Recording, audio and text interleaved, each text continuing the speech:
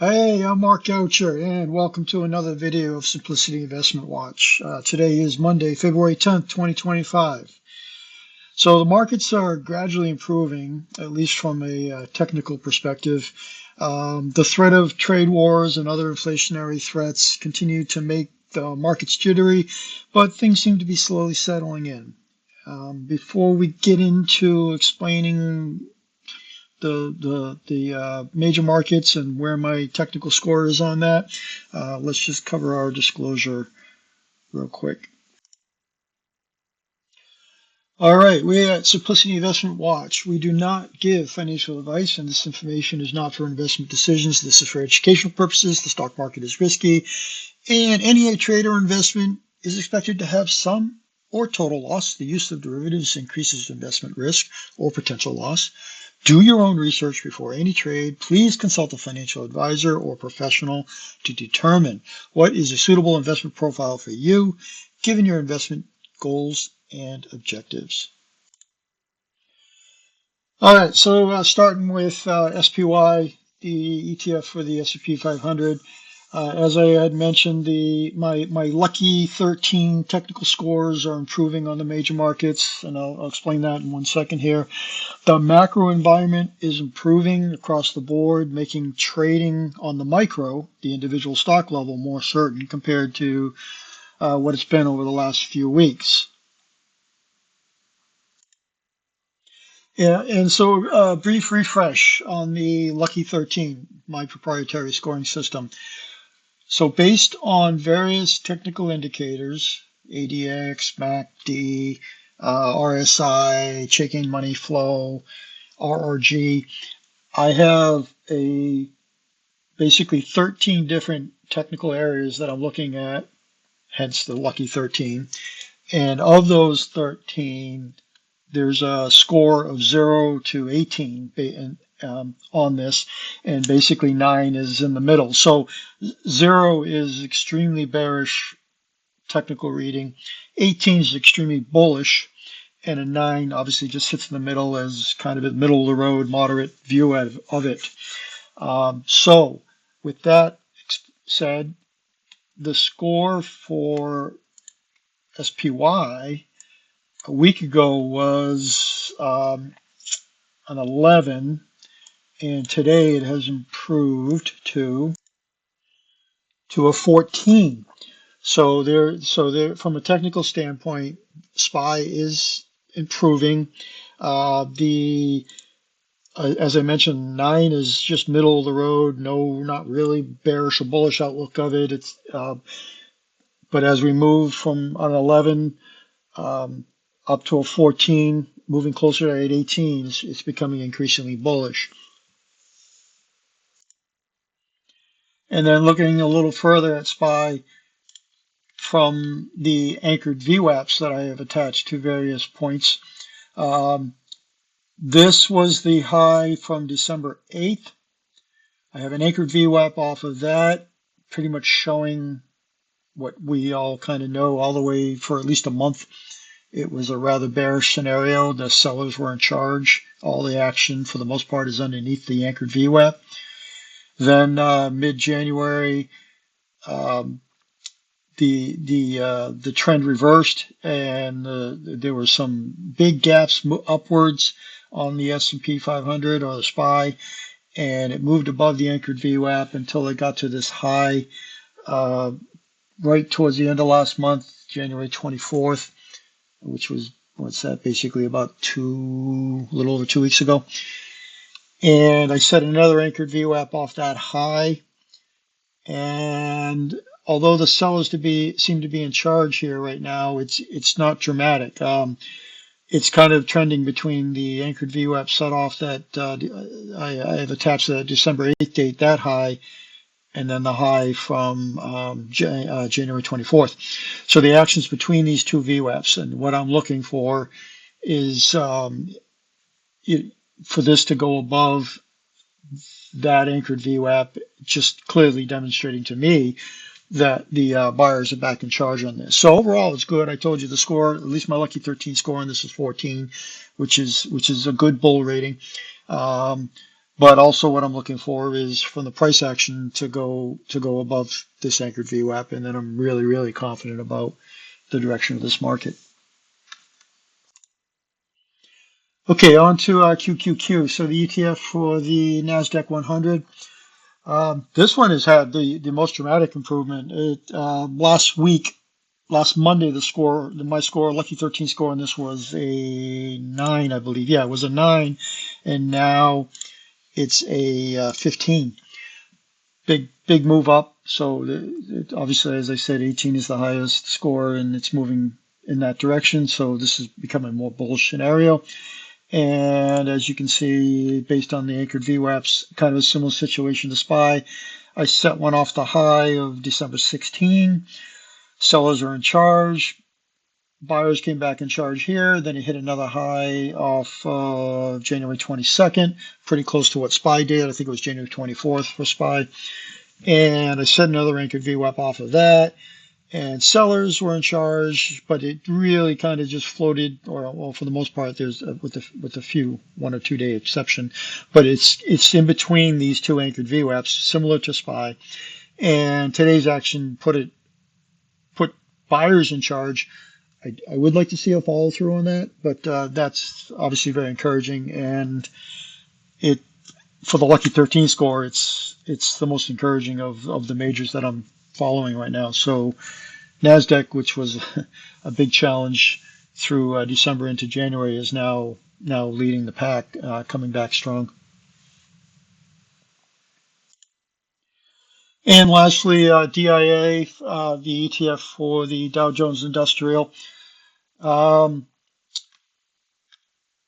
This one it was 11 last week, Lucky 13 score 11. This week it's 11 still. So really no improvement compared to, say, SPY and NASDAQ. There's this band of resistance sitting since November, where it went into this high here, December 4th. I have an anchored VWAP set off that high. It went into a significant downtrend. So obviously sellers clearly in charge all the way until about January 13th, and then the trend started moving up. Got above the anchored VWAP that I set off that December 4th date. And buyers are in charge until the high from the final day in January, which was just a little over a week ago. And I set an anchored VWAP off of that, and I'm just waiting for buyers to demonstrate they're in charge off of that. And as I mentioned, this area right in here has now shown itself to be resistance a couple times here. So that's meaningful. It's got to break through this. So two things we're looking for. Obviously, the Lucky 13 score of 11 needs to improve because 9 is just basically middle of the road. So it's moderately bullish, if even that. But I need it to get above this VWAP set off that high on January 31st and get through this resistance zone right here. All right, so that's a review of the major markets. And now the other factor to consider for your micro trading or individual stock trading is what are the major economic news events coming up. There you have it in front of you, compliments of forexfactory.com. So tomorrow, Fed Chair Powell is testifying to Congress. That's a semi-annual testimony that the chairman is required to do to some various committees within Congress and the Senate. So that testimony is going to be going on, and obviously, as always the case, when every single word is analyzed and hyper-analyzed, and it could, there's a strong potential for what is said to be market moving. So be aware of that. Going into Wednesday, obviously the numbers inflationary numbers, consumer price index, core CPI is going to be reported in the morning, 8:30 in the morning. So that's obviously significant. If it's anything beyond this, what they're forecasting, these numbers right over here, 0.30, 30 bips, 30 bips and 2.9%. So that's Wednesday, and then Chairman Powell is doing his second day of testimony. So that there you have that same concerns as for what the results or what could be said from Tuesday. So Tuesday and Wednesday is the testimony, and then on a lesser scale for economic impact or market impact is the crude oil inventory, and FOMC member Waller speaks on Wednesday. Finally, Thursday, core producer price index. So that's a market mover. And unemployment claims are coming out. And then lastly, on Friday, February 14th, Valentine's Day, is core retail sales. Again, just another inflationary number or read, if you will. So how those numbers print compared to what the forecast is obviously where the potential surprises come in, and they could all potentially move the markets. Okay, so here's the bull list and the bear list. It's basically the same as it was 2 weeks ago. I as I've mentioned, I get daily. I get market a filter fed to me that I go through and vet. Um, I've added some things to the watch list, but I don't feel they're quite ready to be considered for bull list ads or bear list ads as something that's actionable. And I'll go over those real quick in a minute. But one thing I am changing is I had Google on there since January 24th, and I've taken it off. The last earnings report was just not good news, and it fell a lot. So for me to consider that bullish right now, it has to move a lot, and I'll show that on the chart. And the other thing, excuse me, the other thing I took off is the bear list ad. The bear list stock that I had, which was Supermicro Computer. Look at that day change just from today, being Monday the 10th. That's incredible, and it's just been on a tear. So flat out bad call on my part. I mean, obviously it met the technical standards. I'll show you that on a chart real quick.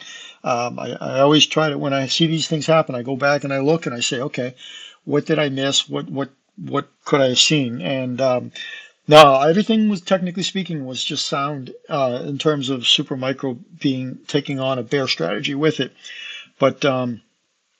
But it just moved totally opposite, and that's where your risk management comes in, right? Because nothing's ever 100% correct or 100% right on your trading. There's always a risk reward there, and you've got to have your strategy or your stops or just to protect yourself. All right, let's just look at Google's chart real quick here.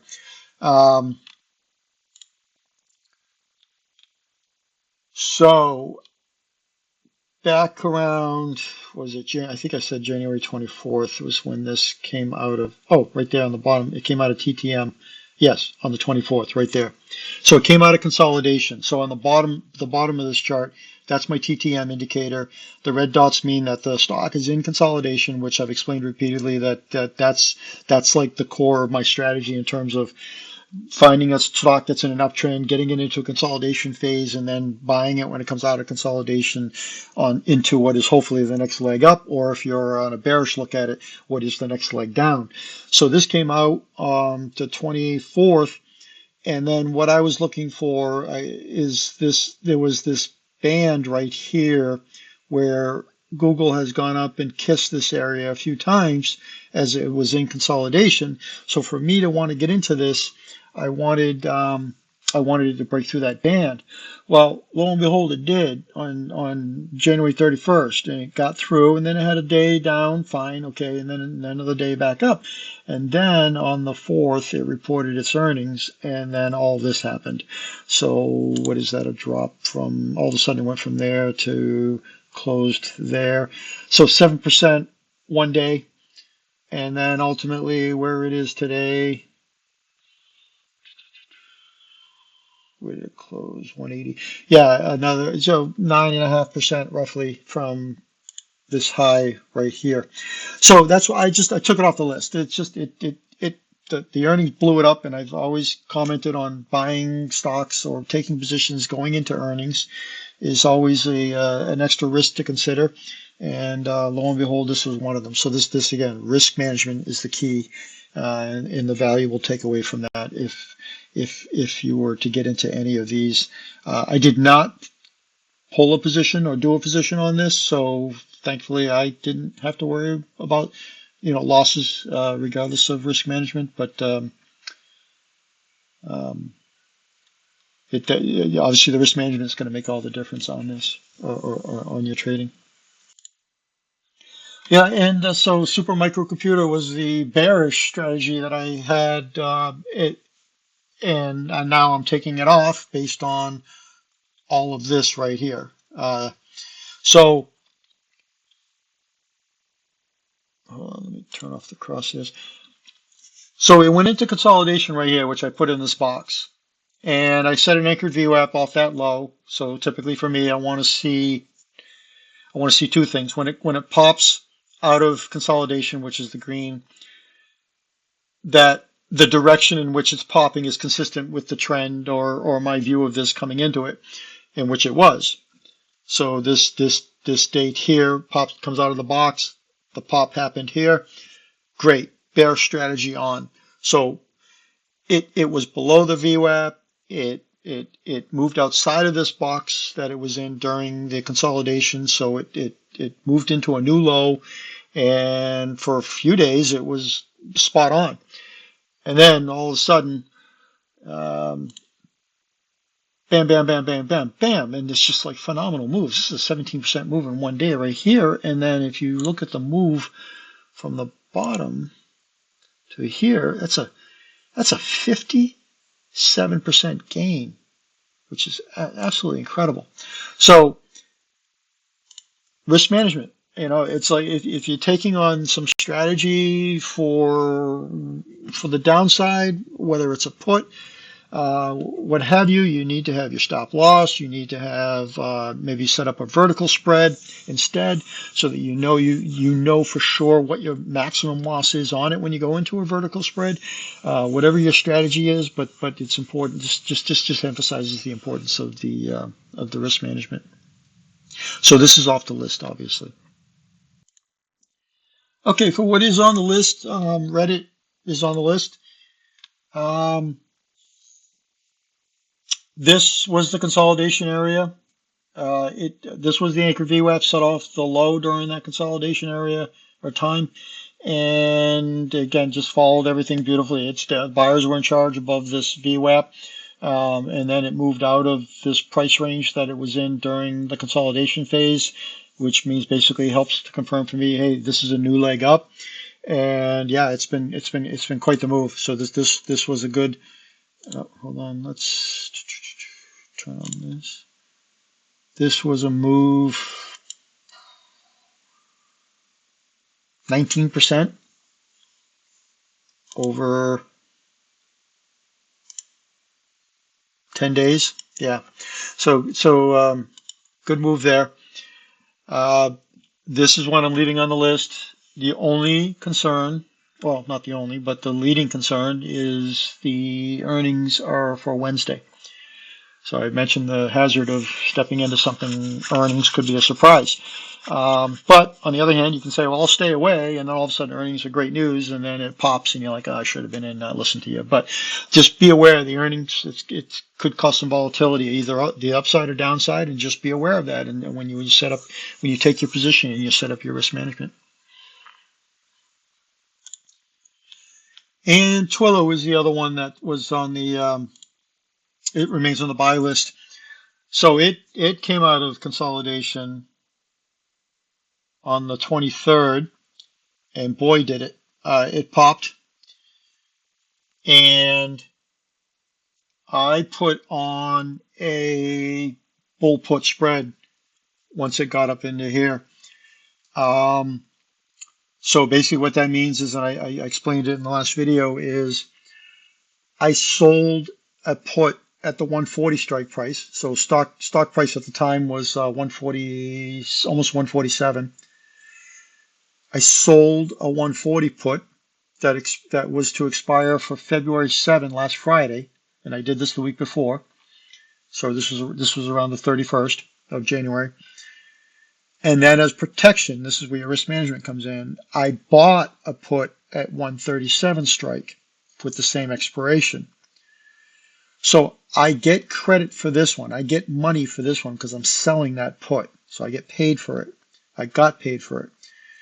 But I had to protect myself at the 137 level, which is, as you can do the math, is $3 below that. So I knew my risk was if this stock plummeted below this range, that my risk was the $3 in the stock price, so which basically is $3 per share, or if you're doing option contracts per 100, right? So I knew I was at risk for $300 for every single contract in there that I wrote against it, right? So that's my risk. But you subtract from that 300 what you received for the sale of the put.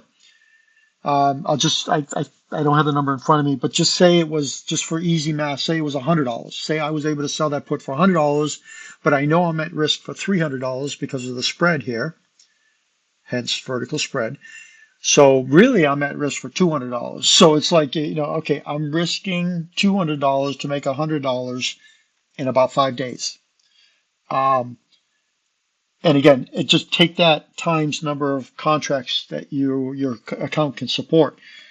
So that's how that was set up. That was the position taken, and it worked because the contract expired right there for February 7, and TWLO stayed right up above. I needed it to stay above this green zone, and it did. So that was a successful trade. But now TWLO sits in this zone. It's still bullish it's still on my list, so you can implement another strategy against it, whatever you want to do, a covered call, some kind of vertical spread like this, like I just talked about there, a bull put spread. But just be aware on this one, same thing. Earnings are coming up on the 13th, which is Thursday, and this thing's trading in this limited range. I'd like to see it pop out of that range. I'm not saying it has to, but I like to see it pop out of that range. And what it's probably doing, it's in this consolidation phase, just kind of waiting for this earning date to see what happens. So just be aware.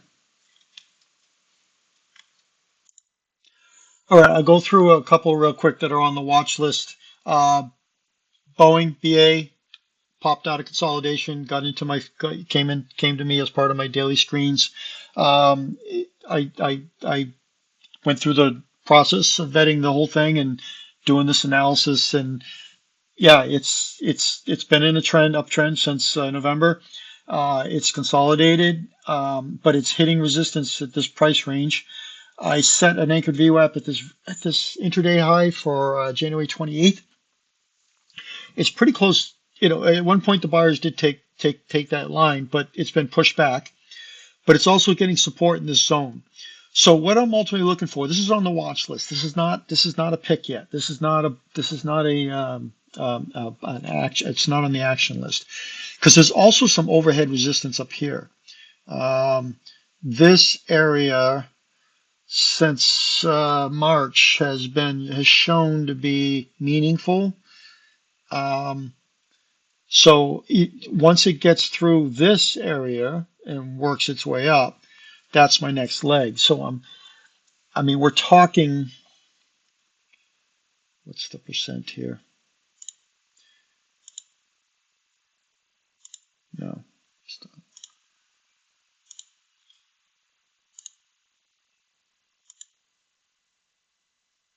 It's another 5% move to get through that area, roughly. But anyhow, that's why it's on the watch list. I just want to see this thing get some strength, and I may take a risk into this area, but because if you're doing a 1 week play, you might have enough time to kind of play it right into there. But Boeing's is on the watch list, and I'm again just waiting for it to show me some technical features or signs that it's good to go. DocuSign's on the watch list, not good. I mean, not ready to go. Excuse me. It is good, but it's not ready to go. Same again. Just this is what I'm waiting for. I hit the I set the anchored VWAP off the high back here. It went into consolidation towards the end of January, and now it's working its way back up. But we have this, this resistance zone right here. As soon as it goes both through the anchored VWAP and this resistance area, which coincidentally are right in the same zone, I'm good to go. It's down here today, or that's where it closed. But I'm waiting for it to get up through this, and then this will probably move to the buy list if that in fact happens. My next one is Target. Target's on my bearish watch. So we have a high here. It's been, for the most part, in a downtrend. Earnings just back in November caused this just drop right here. It's trying to fight back, but it hit the anchored VWAP from back in August and was pushed back. I set an anchored VWAP off the low here for January 16, and it has overtaken that, which means sellers are in control, bottom line. What I'm looking for now before I put this on an action list is that it gets through this zone. There is this anchored VWAP set off the earnings that caused all that big drop back in November. And I'm waiting. So there's two, and again, these numbers, these lines are very close together. So the anchored VWAP for November and this resistance zone right here, and just kind of notice on what day is that? January 16, when she fell, she hit that anchored VWAP and found some support. So I set another anchored VWAP off of that. That's meaningful. And she's below that now. The price action is below that. So this is showing more and more bearish sign. And I'm just waiting for that final push through the anchored VWAP in this zone. And then finally on the watch list also is Trade Desk. This actually technically is still in consolidation, but this has been on a nice run for a while. Yeah, I mean, just keep going back. But it's been a nice run for a while. It found its high back in December, had this drop, and now it went into consolidation. So I'm looking for it to break out of this consolidation zone with the price action. I'm looking for it to break through these anchored VWAPs. One is set off of the earnings that were done back in November or released in November. The next one was on this high that was from December 4th. So I'm waiting for it to break through both those anchored VWAPs, and be aware earnings are Wednesday. So that could do it, or it otherwise could push it down. But I'm waiting. There's also the Ichimoku cloud up ahead. There's a 50-day moving average up ahead. There's a lot of things here that could offer this thing resistance. So it's just, of all the things on my watch list, this is the one I'm probably least optimistic about, or more not worried, concerned in terms of all the resistance that's overhead. But it's on the watch list, and I'll continue to monitor and add it if it breaks through these technical barriers. Okay, now, so for the stocks that actually are on the action list, the bull list is Reddit and TWLO. These are the covered call considerations for that. These are the ones that expire. So right now it's Monday, February 10th. These are the ones that are contracts that are expiring for this Friday. So you can write a contract. So you can buy 100 shares of either one of these. And you can write a contract for expiring this Friday and make your money for the week. Just Reddit's at 225, buy 100 shares of it. You get a strike of 240.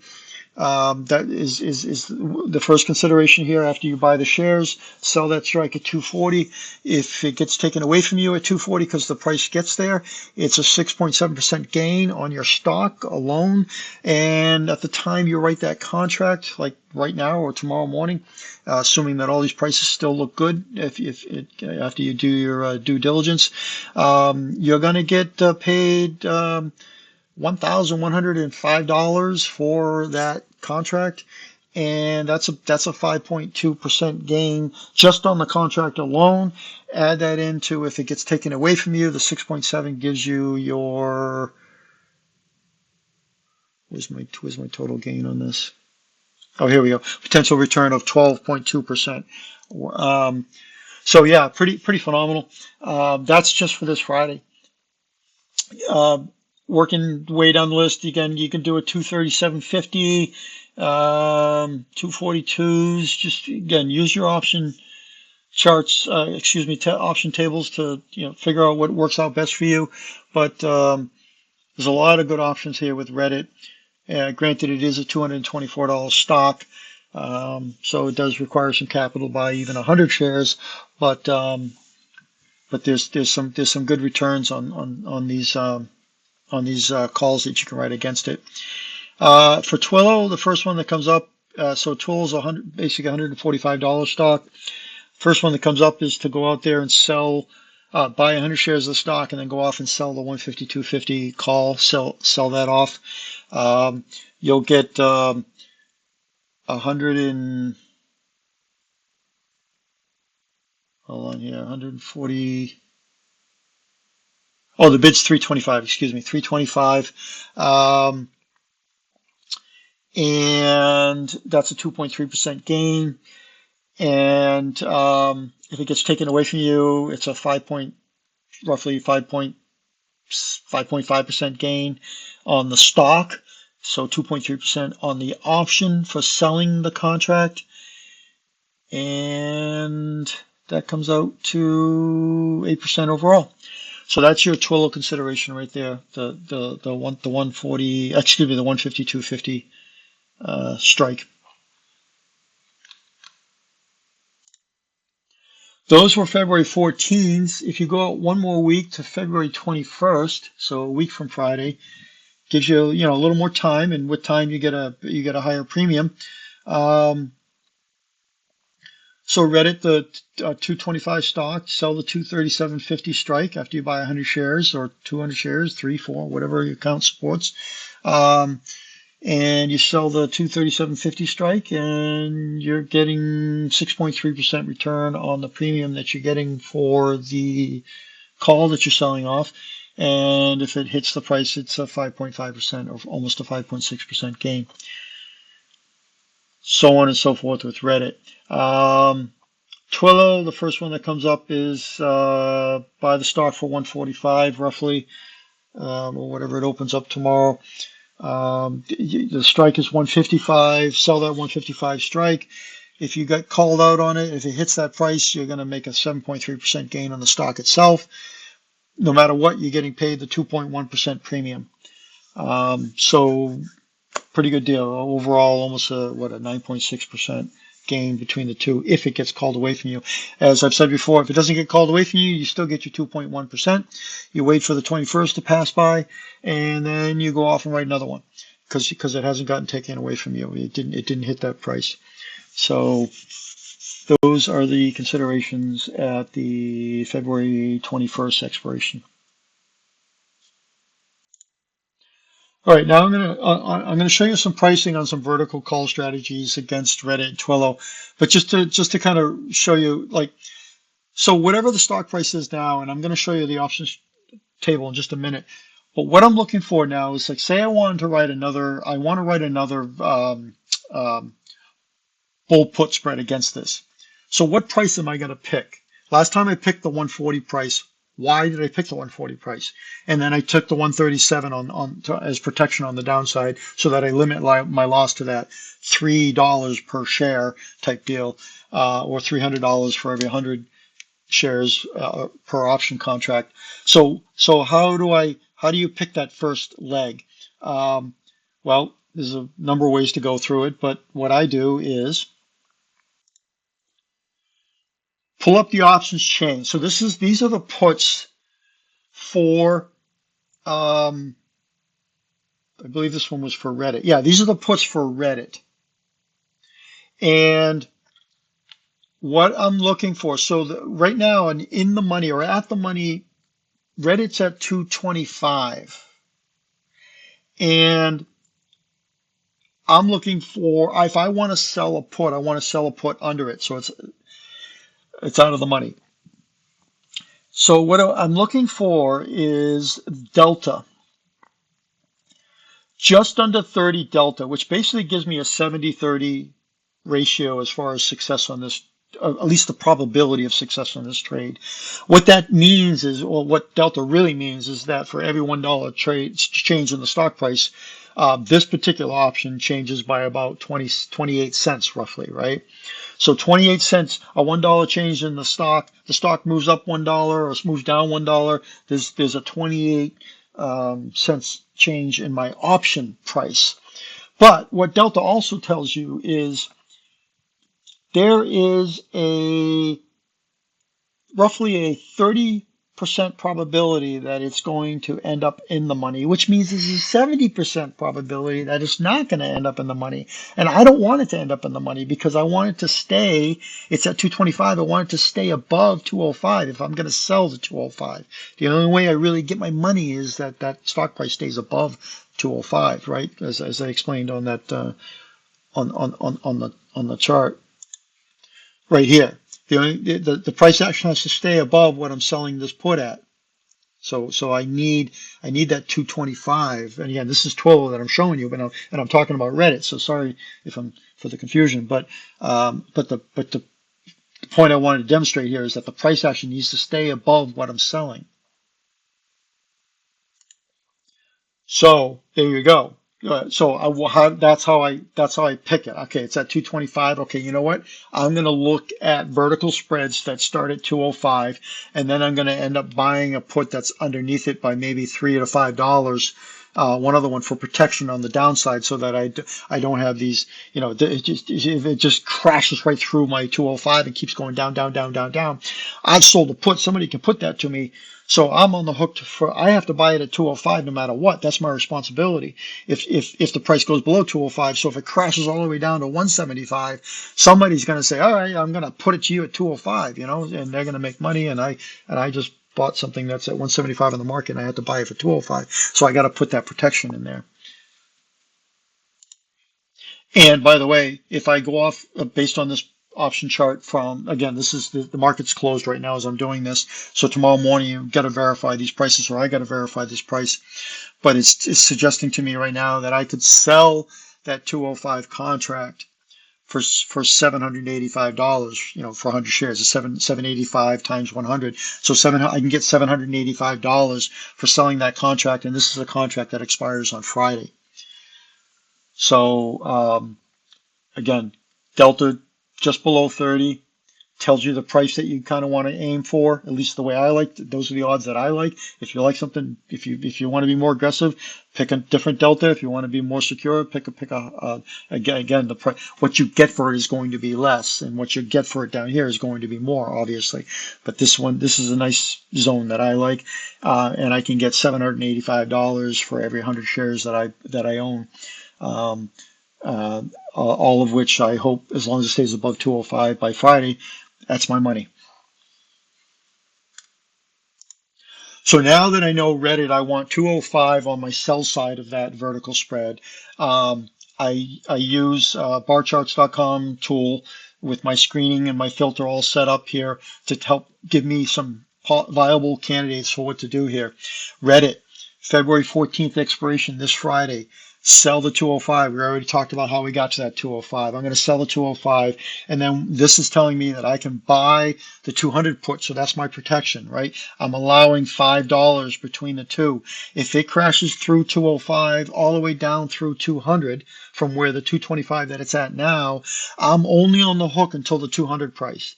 So I'm on the hook for $5 per share. I'm on the hook for $500 because there's 100 shares to option contract. So I know my risk, but this conveniently enough spells it out for me.